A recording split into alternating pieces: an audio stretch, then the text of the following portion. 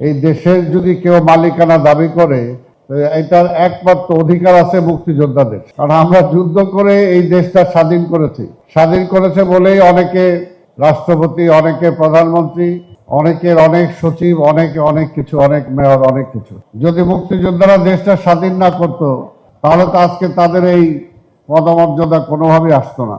কিন্তু এটা সত্যি কথা, আজকে মুক্তিযোদ্ধাদের যেভাবে একটা স্বাধীন দেশে মূল্যায়ন হওয়া উচিত, দীর্ঘদিন ধরে মুক্তিযোদ্ধারা অবহেলিত, বিভিন্ন পর্যায়ে অবহেলিত।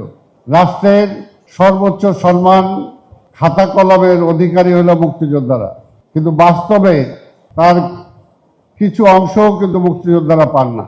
একটা জাতির এটা কোনোভাবে সৌভাগ্যের বিষয় নয়, এটা দুর্ভাগ্যের বিষয়। আজকে এখানে অনেকে আলোচনা করেছেন, যেটা আমরাও মনে করি যে আমরা যারা মুক্তিযোদ্ধা 8-10 বছর পরে প্রকৃত মুক্তিযোদ্ধা খুঁজে পাওয়া খুব কষ্ট হবে। কিন্তু প্রকৃত মুক্তিযোদ্ধাদের যে মূল্যায়নটা দরকার সর্বক্ষেত্রে, সেই মূল্যায়নটা আজকে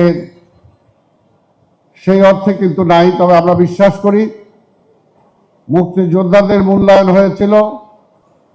মুক্তিযুদ্ধের যে স্বপ্ন, সেই স্বপ্ন বাস্তবায়ন করার চেষ্টা করেছিল শহীদ রাষ্ট্রপতি জিয়া রহমান। সাবেক প্রধানমন্ত্রী বেগম খালেদা জিয়া মুক্তিযোদ্ধা মন্ত্রণালয় করেছিলেন মুক্তিযোদ্ধাকে মূল্যায়ন করার জন্য। আজকে এখানে মুক্তিযোদ্ধা বিষয়ক মন্ত্রী আছেন, ওনার মাধ্যমে বলবো যে আজকে শহীদ রাষ্ট্রপতি জিয়া রহমানের এবং খালেদা জিয়ার সুযোগ্য সন্তান বাংলাদেশের আজকে প্রধানমন্ত্রী মাননীয় তারেক রহমান। আমরা বিশ্বাস করি যে আজকে মুক্তিযোদ্ধাদের জন্য সবটুকু করবে, এটাই আজকাল তো আমরা বিশ্বাস করতে চাই। 200-র বেশি সার্ভিস ও ফিচারে লেনদেনের সব বিকাশ অ্যাপে সম্ভব।